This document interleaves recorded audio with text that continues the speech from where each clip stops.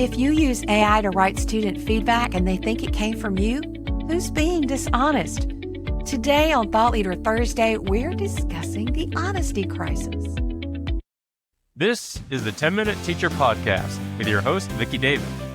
Today, we're talking with Dr. Christian Miller, the A.C. Reid Professor of Philosophy at Wake Forest University.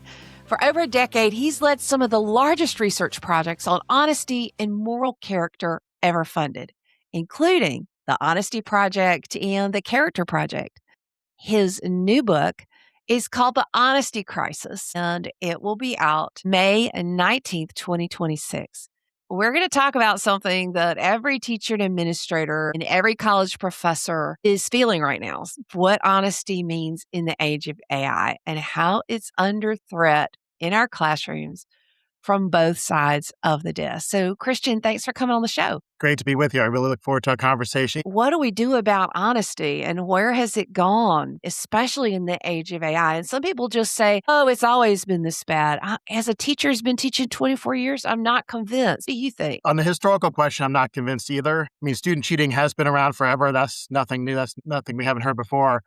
I did think, though, that it ramped up when we shifted to the internet. So when the internet came along, that was first what I call an honesty crisis, where honesty becomes more appealing and dishonesty is hard to detect. So it's easier to get away with dishonesty. When you had the internet, that was, I think, the first big moment. You could go online, you could find material, you could put that material into your paper or find answers to problem sets and really cut corners that way. But they didn't end there, of course. And so with the dawn of AI, I think that's now the second honesty crisis we're facing in education. Progression of more and more opportunity to cheat, as well as difficulty in being caught cheating. That's a bad combination. When it's easier to cheat, and it's more difficult to get caught cheating, recipe for dishonesty. So what does your research say about honesty and this topic? I mean, do people want to be honest? Is it as rampant as we think it is, according to the research? In general, I think people do want to be honest, but there are limits. It only goes so far. So the research I've consulted suggests that in general, we believe that things like cheating are wrong. We also care about how we're perceived by others. We want to be perceived by others as honest people. We even want to think of ourselves as honest people. So those are all good things. Those are going to keep dishonesty in check. At the same time, we do have a desire to cheat if we think we can get away with it and it'll benefit ourselves. Our character, I think, here is complicated. It's multifaceted. It's not a simplistic, we're good, we're bad, we're honest, we're dishonest. I think we're a mixed bag. As the opportunity to cheat gets easier, and the rewards get greater, the good side of our character can erode. So that belief that cheating is wrong will have limits. That desire to think of ourselves as good people and honest people, that has limits. So what is happening with the AI situation is, before there was always this threat, maybe I'll get caught. There was this idea, well, it's still going to take me some work to go on the internet, and I'm going to have to find this stuff, and I'm going to have to change it and adapt it for my purposes. Now it's so easy that a lot of the traditional safeguards aren't as effective as they once were. So all I have to do is go to this website, give the prompt, and I can get, in a span of 5 seconds or 10 seconds, my assignment completed for me. I can get A-quality work done for me in 10 seconds, whereas normally that would take me an hour or two. That's a really hard temptation to resist. Once you know it's there, it's available to you, it's a really hard temptation to resist. So you've also said something that's caught my attention, that in education, the dishonesty problem isn't only about students, but it's also about teachers using AI to give feedback. Now, I will admit that I use AI to support me. So I'll put in my rubric and I'll grade and I'll go in AI and I'll say, hey, this is the points they have off, write this up so that I can paste it in. And I'm kind of, I guess, using it like a word calculator. But what's your perspective on AI to give feedback? Is it having AI quote grade, something I personally think we should never have teachers do? Or what's your take on that side of the desk? Yeah, I think it's so easy to jump into the student side of it and just focus on that. But I think there's lots of other aspects to this whole AI discussion. I mean, we could even have a discussion of whether AI itself is honest or not. There's a question of what about in the teacher's research, if they're doing research, or just newsletter, publication, communication with parents, all that kind of side of thing, if they're using AI. But here you're focusing specifically on teachers grading or teachers assessing student work. I think it's all a question of whether there's transparency or not. So let's start with the student case, but then go where you took us to the teacher case. I have no problem from an honesty perspective if a student is transparent that they used AI, because now we're out of there may be other problems. Maybe they weren't supposed to, maybe they're violating the rules. But from an honesty perspective, at least they're forthcoming, they're transparent about what they did.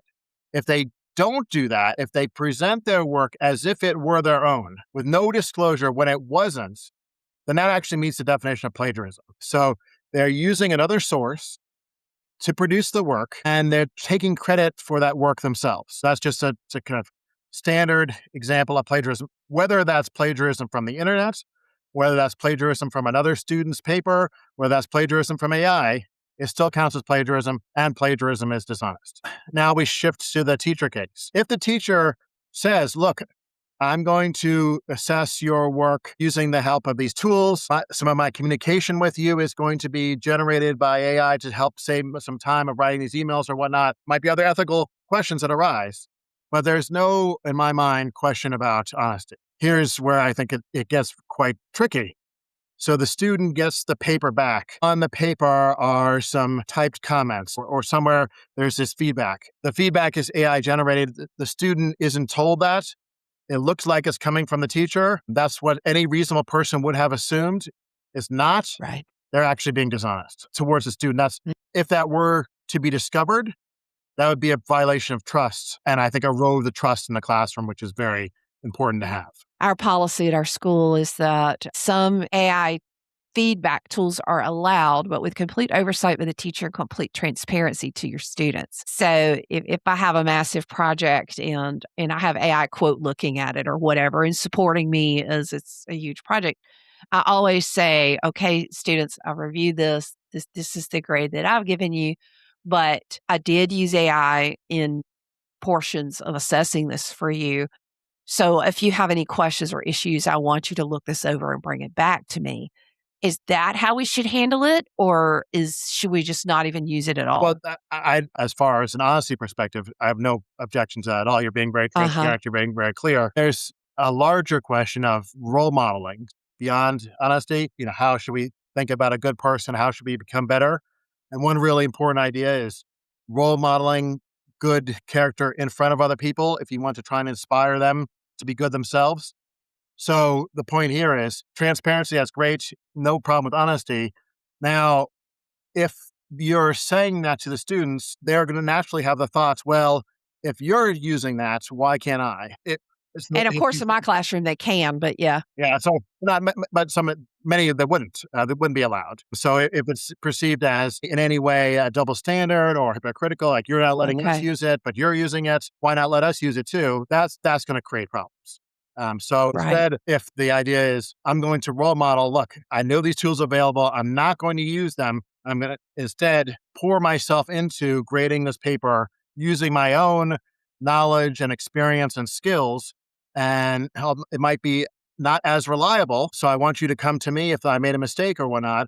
But at least you know that this is entirely me speaking and I'm not drawing on anything else. That's another idea. I'm not saying it's better or worse. I'm reticent to tell someone who's working tremendous hours in K through 12 that they're doing something wrong. So when we have a student bring something to us, I mean, all of us teachers have a different way of, quote, handling that situation. Say my friend Dawn across the hall, a student brings her paper that is obviously most likely AI written. And we know AI detectors don't work, which is a big part of the problem.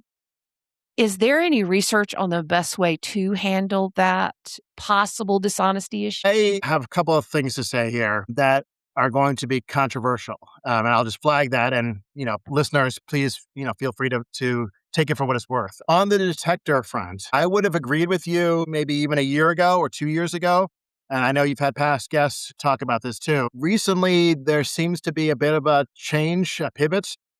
So I'm seeing places like Pangram, which are reporting stunning reliability and detection. So almost no false positives. So 1 in 10,000 kind of rates of error with false positives. So I am rising my thinking a bit about whether to go to these detectors or not. Now, even if that's true, let's just assume that there is this great detector out there now.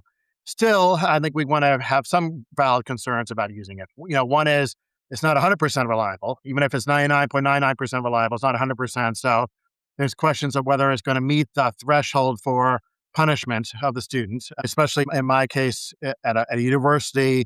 We have an actual committee where you would have to go through kind of trial process. And so would we meet the evidentiary bar there? I mean, and there's also larger questions about trust and, if this is something that's known to students, they're going to have to run their papers through that. What kind of classroom environment does it create? Does it break down trust in the classroom and create an atmosphere of fear? Those are all valid points and concerns. So having said that, I'm of two minds. One part of my mind says, okay, this person has brought a paper to me that they're suspicious about. One part of my mind says, let's use these detectors and see what they tell us. Part of my mind says, let's enter a conversation with a student. So if it's my student, I would have the student come in. If the professor came to me, I'd recommend to the professor, enter in a conversation with that student to try and do it in as least confrontational way as possible, to try and extract that truth from the student about what they did, rather than making it adversarial from the very beginning. I'll say, look,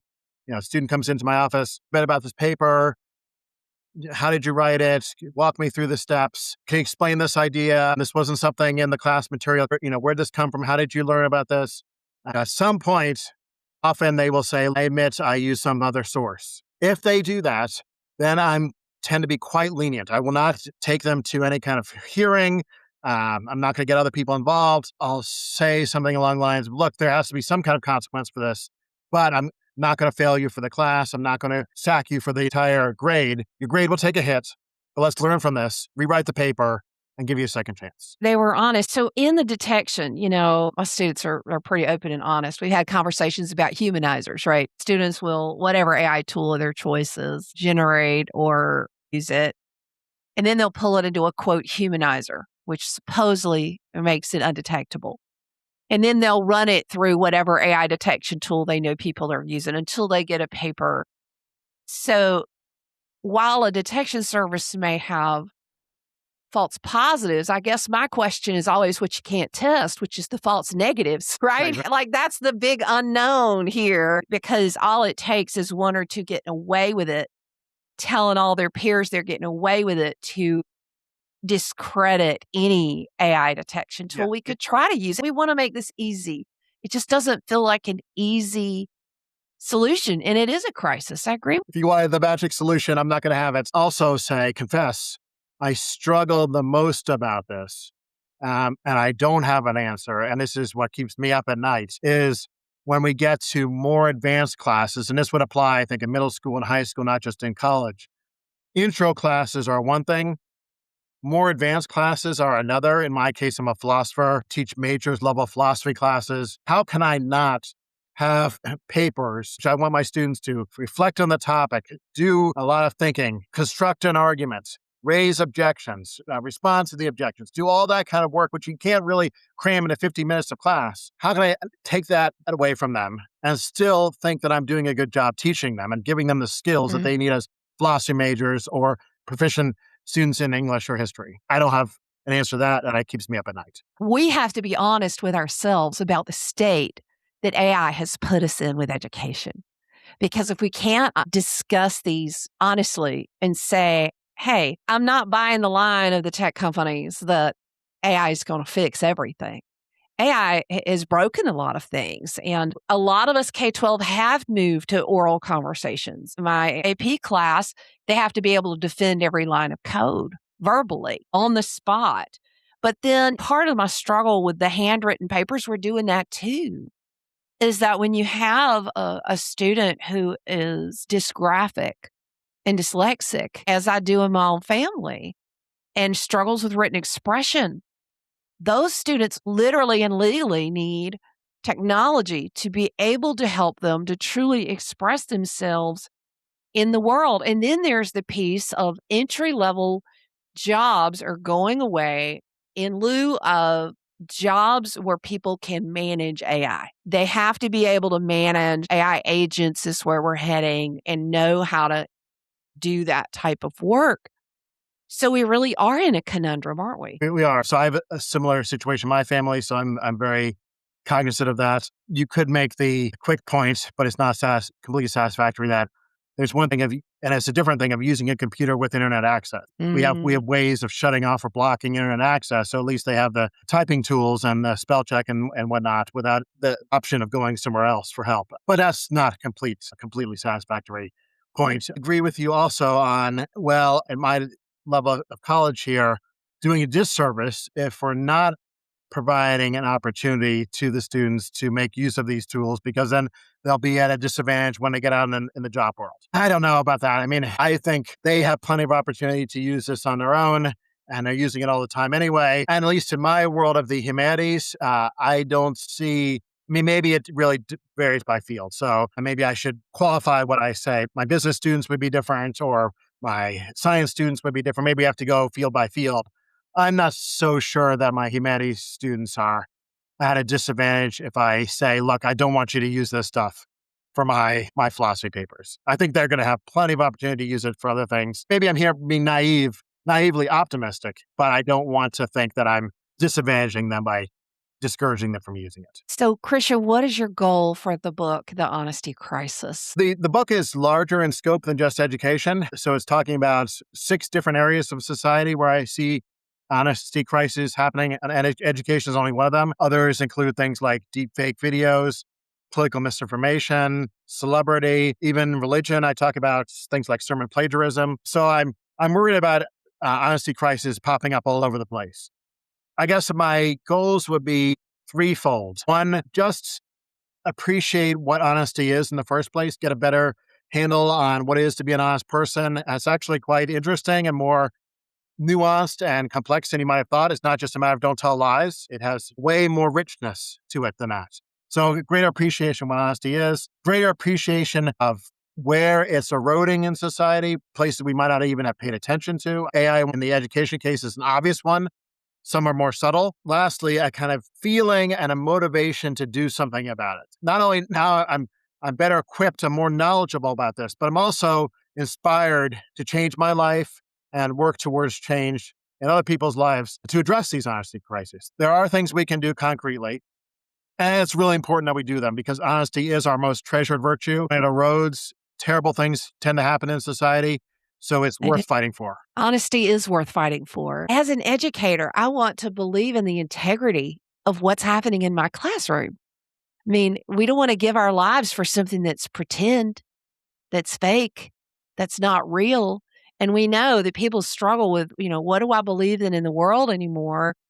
More than ever, kids do need to see teachers who do have honesty and integrity and of understanding all of us are flawed, of course.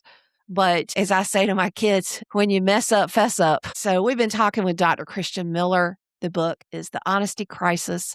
It's one I'm looking forward to, and I think that we all should be discussing. As I always say, we don't play king of the hill, we make a bigger hill. There's a lot of room for conversation, and these are the things that we need to be talking about in our staff meetings, at the lunch table, as we move forward and work to make the world a better place. So thank you, Dr. Miller, for being part of that conversation. Thank you for tuning in to the 10-Minute Teacher Podcast. Join us here every weekday and subscribe to the Classroom Matters newsletter. See you later, educator.